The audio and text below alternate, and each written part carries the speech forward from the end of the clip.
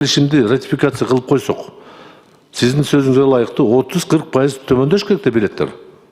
Азыр коммерческий, сиз айткандай чартер болуп атпайбы? Логика ушундайбы? Же сиз башында туура эмес айттыңыз. 30-40% кымбат болот деп. Аэропортто жана аэронавигационный сбору тарифтер түшөт, бирок негизи билеттин баасы түзүлүшү, билеттин баасы түзүлгөндө көп Хорошо, башкача 40-50% топливо түзөт. Канат Төлөгөч, башкача суроо берейин сиз.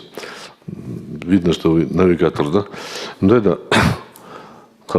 навигационный сиз айткан сборлор, аэропорттун сборлору билеттин баасын канча пайыз түзөт?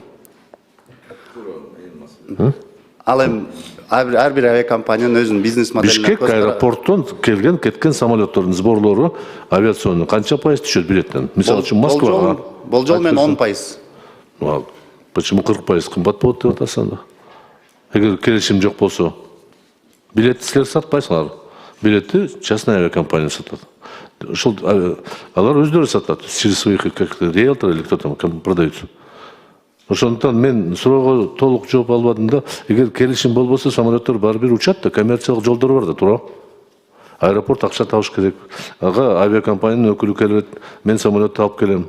Bir reis koyun, bir cumaga, 2 reis koyun, kандай şart болот деп соодаlaşıp, анан bir келишимге келет да, туура. Ошондуктан мен айтканым, силер көрүнгөн жерде мондай келишимдерди кол койбой, пайдалуу нерсеге жол беришиңер керек да. Люксембург, Монако дебейчи. Мен ошондо күлгөм, Люксембургга ким учуп барат дегем. 2 жыл өттү, бирөө да учкан жок да.